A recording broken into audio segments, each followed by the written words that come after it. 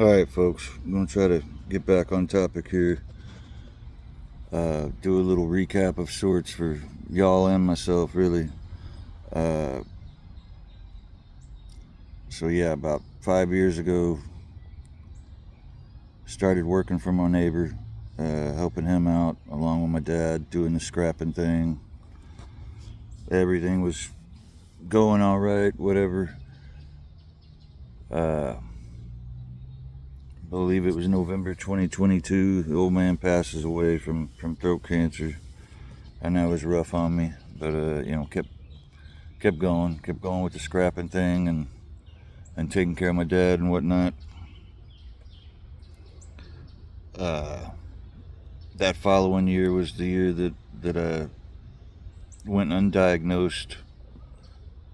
Like I said, my primary care sent a blood report over suggesting that I see an oncologist, and went to go see the oncologist. In short, was told I 100% do not have cancer, and obviously I do. Tried some legal repercussions, and I'm not one to sue anybody or anything like that, but given the circumstances, I needed money to help pay for treatment and whatnot. So yeah, I pursued it. In Texas, it's very, very hard to prove any type of malpractice, and at this particular time there was, I believe, like 60 days left or something before the statute of limitations was going to be involved. I found one law firm that had a retired doctor on staff or something, and he looked into it, and they had done a CT like 8 months before then on my chest, and he said between that and it not showing anything, and as hard as it is to prove and as long as it would take, he's like, they wouldn't accept the case. So had to move forward, and I kept going with the scrapping stuff as long as I could, until my back just finally gave out. I'd be out there loading metal, and it'd be a pop, and my back would go out, and I always just thought it was a slip disc at this point. So I go back to the emergency room. Like I said, they just send me home with a handful of pills. The next time I go, again, I'm backtracking here, but I'm trying to remember it all as I'm telling it, folks. Had the night where I couldn't get up at all.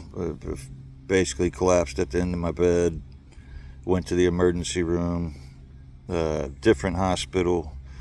Man, they found it within 20-30 minutes. Can't say enough about old Conroe Regional Hospital here.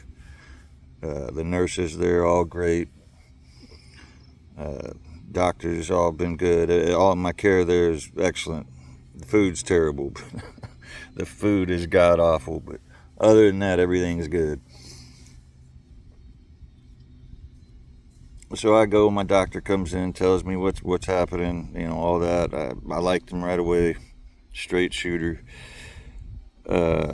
He's doing me a real big solid right now, not charging me for office visits and whatnot, because he'll get back pay for it when SSI does get approved here in a couple weeks, hopefully. So much is hinging on that, it's not even funny. If that don't go through, I don't know what I'm going to do, folks.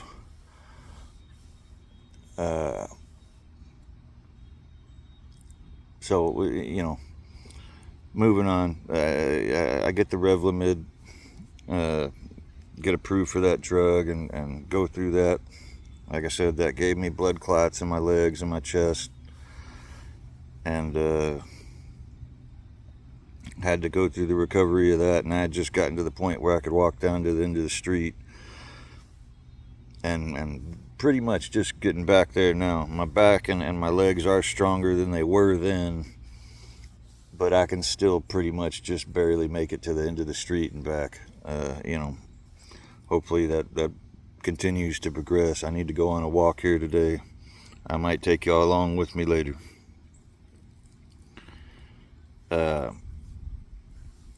So now we're kind of getting to the point we're at Well, I got to backtrack a little bit. The year after Boudreaux died, my brother got married and moved out, and he's about an hour away or so.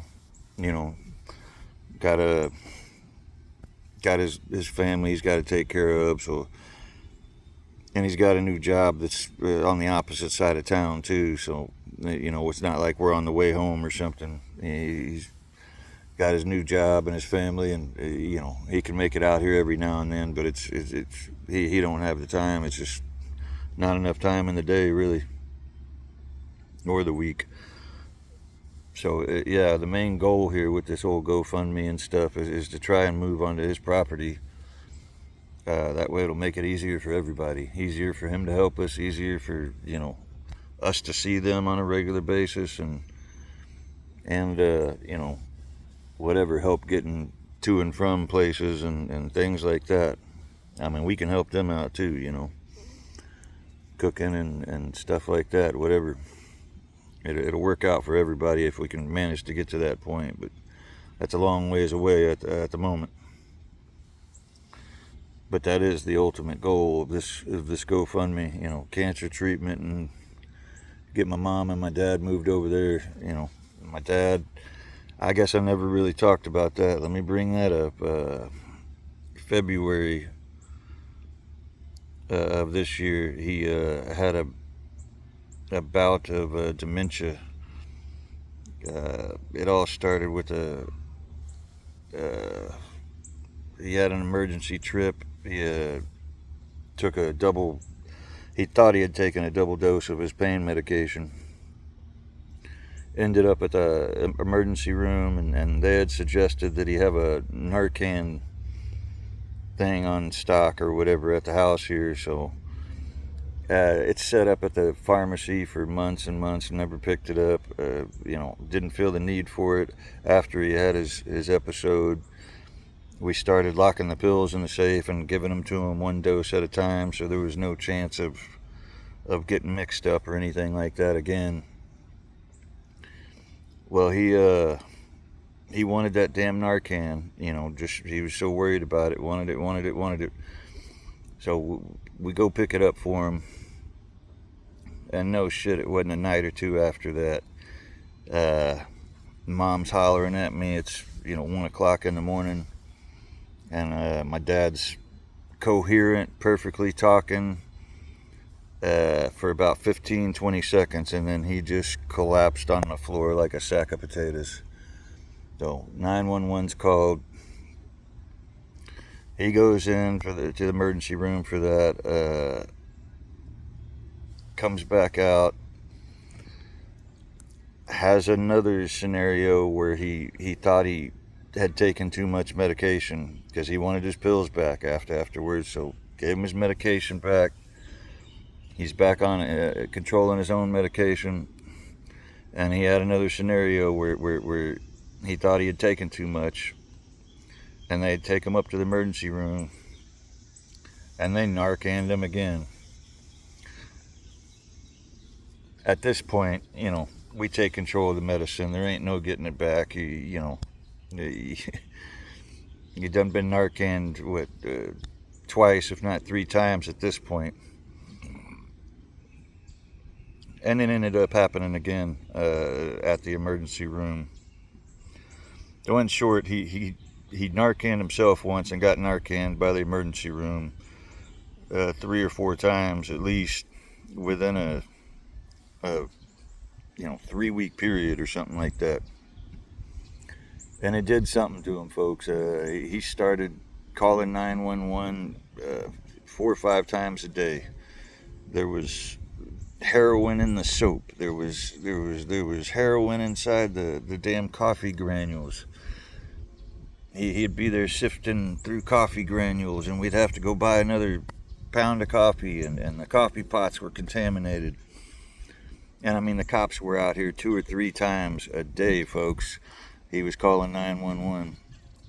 And they would tote him off to the emergency room and bring him right back and say he was okay, but he was hearing voices constantly, and it was cops that were talking to him all the little EKG monitors on you and stuff, all those were little microphones talking to them. I mean, it was hard to deal with. At this point, I hadn't had my diagnosis yet. I was barely walking around with a walking stick. And I mean, you know, he's disabled and whatnot, but when somebody's not in their right mind like that, they got a strength to them, folks. Like, I couldn't get in front of him or nothing. He would just push me over. And sometimes like there was a time he was trying to walk out the front door and take a urine bottle to a black truck down the road that was not there. You know, the cops had just left. They were sending out mental deputies every time that they came out to do an assertion on him. And they couldn't, me and my mother were very stressed out at this point and really just wanted some kind of diagnosis as to what the hell is going on with him. And all they could tell us was it wasn't, they couldn't take him away or nothing and do an evaluation because he was coherent enough to say his birthday and the year and all that. He could say all that, but he still heard these damn voices. So we basically had to wait until we could get an appointment with the primary care for him, and they got him fixed up on some medication that stopped all the voices and whatnot. And you know, like I say, that was February, lasted until the middle of March, probably, almost close to April. And right about the time he got medicated and got better, there's still some after effects from that. He's lost something that he ain't never gonna get back, and it sucks. That Narcan shit is terrible. I don't know what it did to him, but it did something to him. It took a piece of him that, like I say, he ain't never getting back. And dealing with that's rough. Father's already been kind of withering away physically, but to see now it's mental and physical at the same time. It's hard to watch that shit every day, folks. Oh my God, it's hard. And I'm supposed to be taking care of him and shit. Now he's, basically taking care of each other as best we can. My mom does what she can to help out, but, she's got her own issues as well. And, we go through a lot of water, things like that, just loading up cases of water and stuff like that. Wear her out. She ain't very big. She's tiny. So we're dealing with this, and then we get the cancer diagnosis. And, my mom stayed up at the hospital when I was in the hospital with me most of the time, which is great, but that left my dad at home by himself, which scared the shit out of me. He's doing okay, but, still coming off all this mental stuff.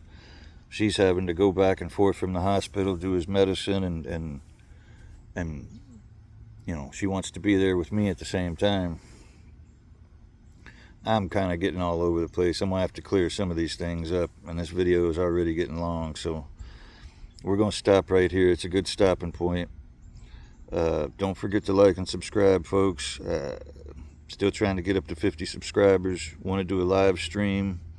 That's more my cup of tea, where I can, interact and engage, answer questions and whatnot.